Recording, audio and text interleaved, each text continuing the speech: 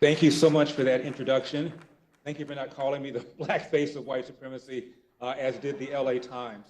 I'm coming to you virtually because we spent a whole day campaigning in New Hampshire, trying to get the last flight out of Logan to come here, and it was canceled.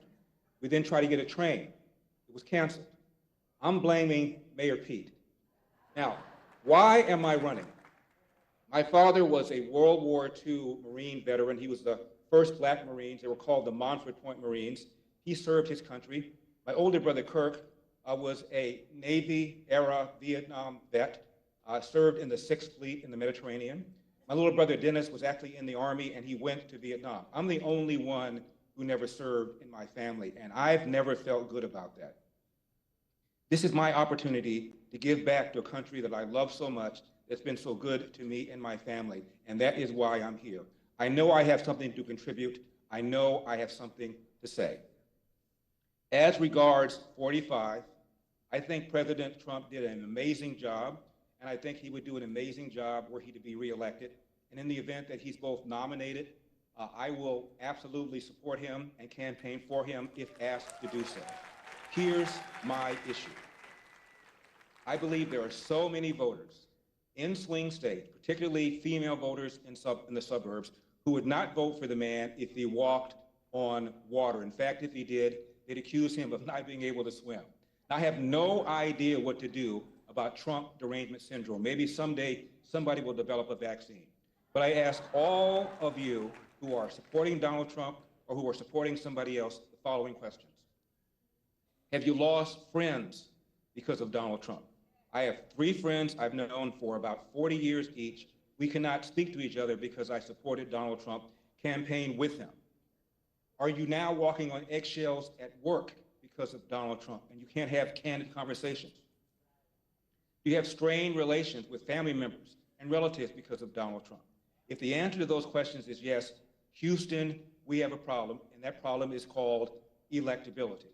I believe at some point during this very long process, Republican voters are going to realize they need to coalesce behind a candidate whose last name is other than Trump, but who has the same America First policies on the borders, on judges, on being pro-life, on supporting school choice, on stopping this nonsense that America is systemically racist, on stopping this attack against police officers, on continuing the policies that gave us energy independence, on lowering taxes, on lowering regulations.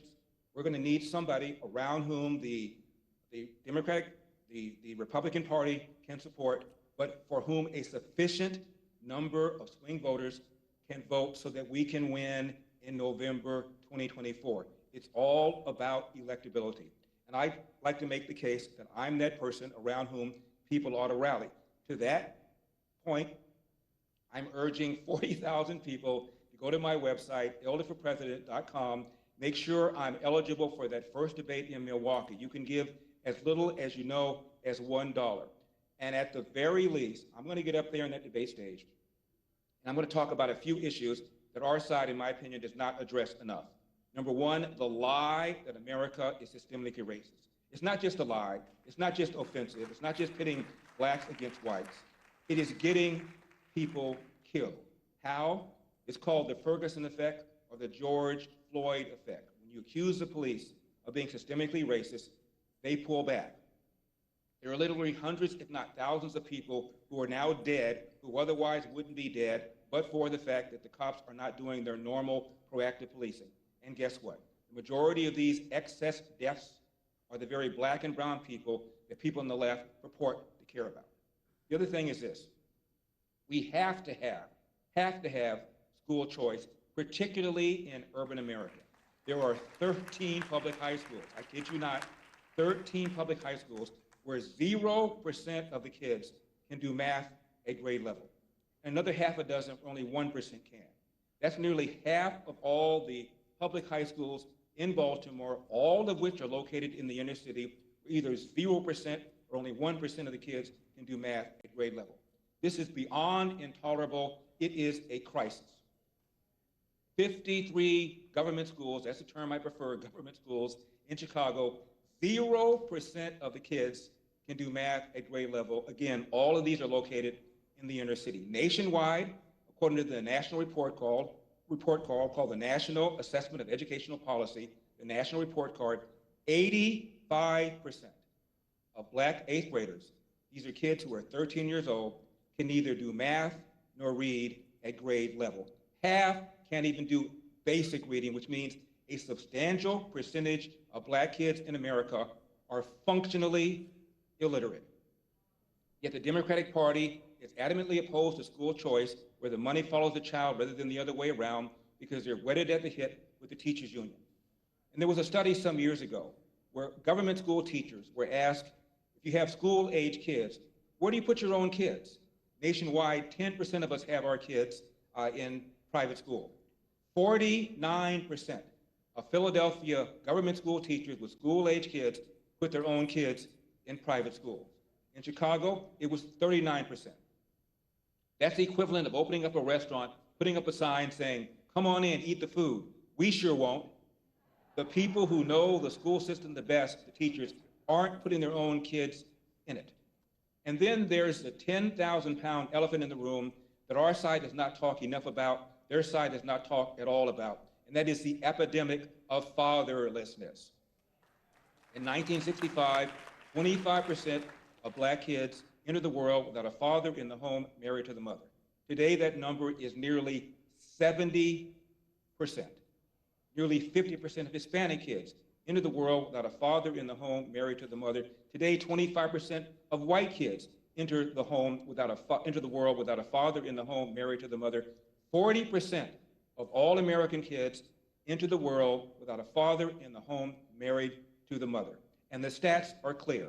If you are raised without a father, you are 5 times more likely to be poor and commit crime, 9 times more likely to drop out of school, and 20 times more likely to end up in jail. What's happened?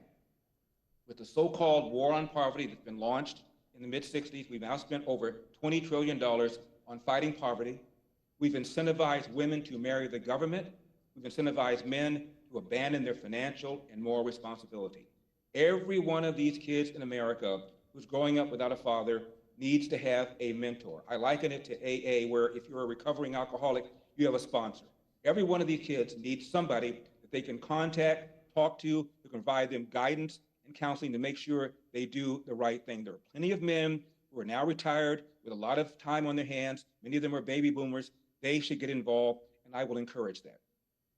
Also, we're spending a great deal of federal dollars on fighting poverty, and these dollars are often inefficiently spent. We should encourage taxpayers to be able to check off on their own tax return where they want that money to go, whether it's religious organizations in their own community that are doing this kind of work or nonprofits in their own community that are doing this kind of work. We need to direct those funds so that we can affect change and make sure these kids have mentor and get the kind of counseling so they do the right thing. This is a marvelous country.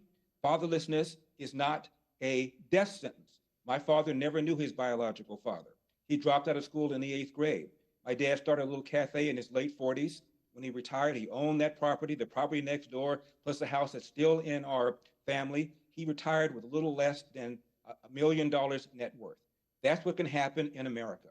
That's why I am running to encourage us to work hard to stop the nonsense about America being systemically racist, to address the need for school choice, and to combat the breakdown of the nuclear intact family. We've got a country to save. I'm ready to serve. Thank you so much for listening to me. God bless.